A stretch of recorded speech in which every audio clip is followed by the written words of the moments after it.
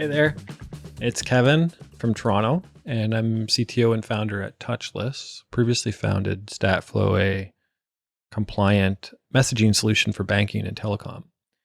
And, it's funny, the last time I waved at something was one of these things. It was yesterday. It's just parking. And at Brookfield Place, between where you park and the elevators, these big heavy doors, and because of just the airflow in there, they're really difficult to open sometimes. Or maybe it's just me, but I don't know. I find them difficult. But you can just wave at the door and the door opens. And you often see a lot of people use it, right? Maybe they don't want to touch the surface. Maybe they're holding something. So it doesn't mean that you have to have a mobility issue to benefit from these sensors that were originally put in there for someone with a disability. But it turns out everyone can benefit from it. Now, a crazy idea is, what if you took this concept of making things frictionless and easy and doors opening, and you did this for the web? Because it needs the same thing. Why? We have accessibility buttons. We, are aware that people need to be able to use our stuff, and don't we do a reasonably good job at it? Well, accessibility affects more people than we think. There's a UN study that estimates over 1 billion people are affected by disabilities. Not just physical disabilities, but they could be mental, cognitive, learning, right? Different learning styles, different ways of communicating. Maybe folks that are nonverbal, or maybe people who can't pick up on cues.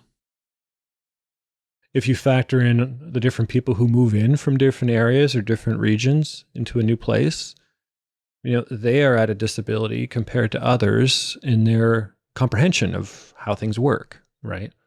And so it's overwhelming for them. So quite a number of people are affected. Now let's look at something closer to home, though. If you look at the US, a CDC estimate is that 1 in 4 Americans have a disability of some sort. And often the ones that are affected by a cognitive disability or a mental disability are younger people.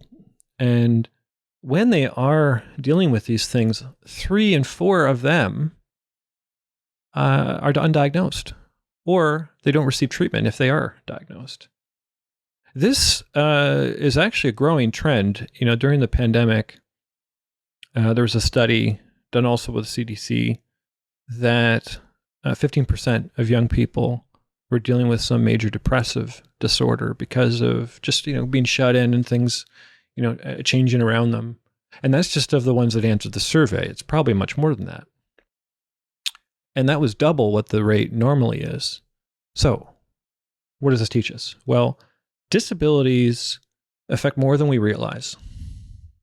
And when somebody is in a depressed state or anxious state, it affects the way they think, right? It affects attention spans, affects their willingness to put up with frustration, which makes sense why we see so much in terms of bounce rates, or people who just, can't be bothered with things. And it's likely because of, the fact that they're affected by certain situations or dealing with something. Now that this is true, we know this is true, right? A lot of people are affected by disabilities. But what if technology could open doors for them? Especially for those who are, again, undiagnosed, or maybe not receiving treatment, or just are generally frustrated with things and need something easy. What if technology could just open those doors for people? Especially when they're trying to do these major things in life, like open and operate a bank account, or buy and service a car, or access core utilities like telecom, et cetera. And we see people innovating in this space, but what if you could do it for more? So a solution we came up with is something called EXO. Because after doing a number of Gatsby projects, I ran into a number of things, right? Build errors, which library works with what. I get very excited about something cool, put it in the Gatsby site, and all of a sudden I've added a whole bunch of bloat. I don't know if that's run into you. And as we've gone through all these, different scenarios of how to build solutions for different industries, the thought is, let's make something that anyone else can use too and open source it. So EXO is a Gatsby scalable enterprise grade theme. And it's going to be a work in progress, right, for the next 10 years. But hopefully, together we are able to make it in such a way that we all can benefit and move faster and build really enterprise grade things right away. It includes an API to sync data, mainly because I've found that majority of sites are just structured data. But getting things into that structured data is the hard part, especially if you use an existing content management system, or maybe you need to plug in your inventory and there's like data problems with it, whatever. So that part of getting stuff into, the new modern data model is sometimes one of the main barriers of why people can't access Gatsby and similar technologies. Also, its intention is to correct and identify data on entry. Because after the fact, after data is ingested, it's hard to change sometimes. So what if we could fix it as it comes in? And the other intention is reducing code fixes when your data changes. So if you were to swap out your CMS or change in your data model, why change your code? So example of using it to fix car buying is probably a good way to explain how it works.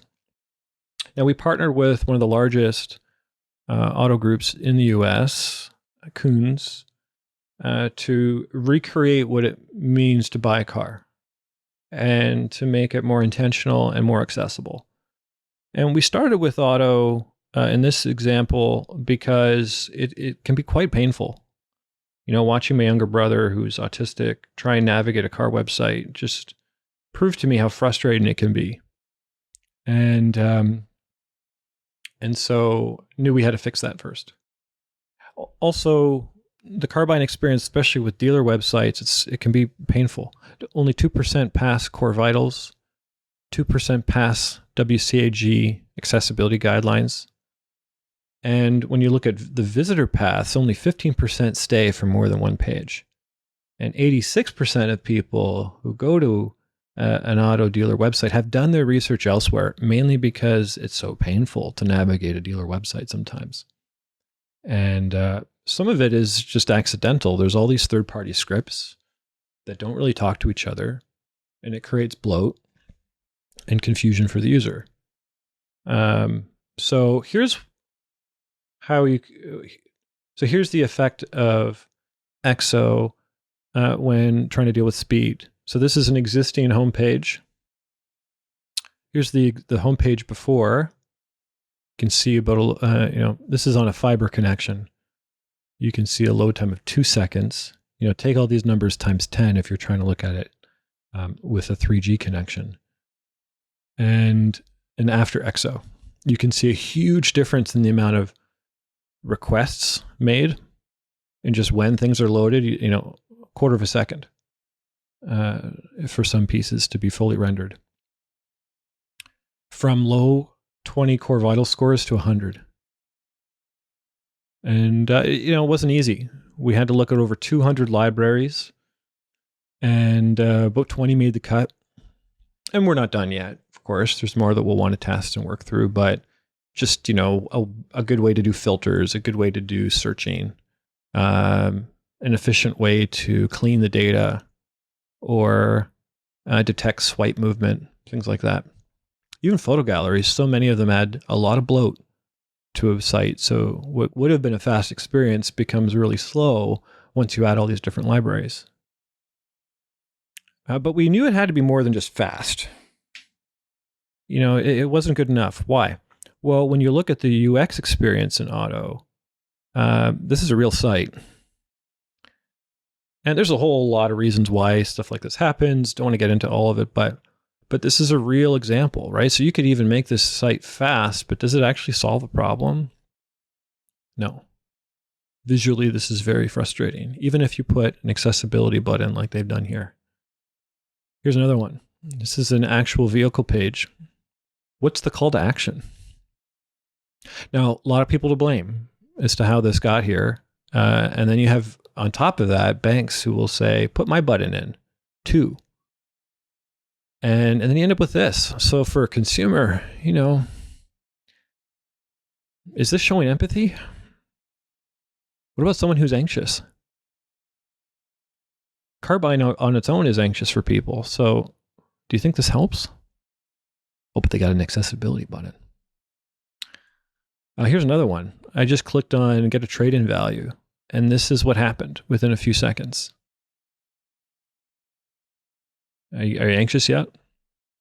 Don't worry, they got an accessibility button. So solving this had to be more than just fixing the speed. Now, thousands of dealers have experiences just like the above, and many credit unions do as well. They're not made for phones. They're not made for people who have anxiety. And if someone is dealing with money or dealing with a car, right, they're about to take out a loan, that is an anxious experience. That is an overwhelming experience. Just the fact that they're going to make this commitment is something that will create anxiety in people. Even people who are not dealing with a disability. They'll have a temporary one, disability in that moment, right? Because it's such an overwhelming experience on its own. Just the fact that they have to make these commitments. And so that's why building things for those with disabilities is going to help conversions and help create a better flow for everyone. So how does it work with EXO? Well, you connect your data sources, like your inventory, products, CMS, or CRM, and that can be used to generate pages. There's a configuration step, which we do as a white glove service initially for folks that are going to use the theme. But there is an intention of having a panel for it. You connect your sources, you configure the identity service behind it, handle migrations, and then also which enrichment needs to happen to your data. And then there's the theme. The theme is filled with front-end components and made to be enterprise grade, but you don't have to use them, right? You can override the components that are built in. The ones that are built in are your core elements like filtering and searching and event tracking and things that probably you'll want to use. To get started with it, it's pretty simple. Just go to exo.new and fill in some basic information about your use case. From that, you get a personalized API and a repo that's tuned for your use case. And we generally do Slack-based support. And so you can find us there or throughout the community. But we're eager to put this out there and make something that we've spent quite a bit of time and energy building into the open source community. And primarily so we can make more accessible experiences for everyone, right? If it's just us building a couple, sites here and there, it's not going to really change much.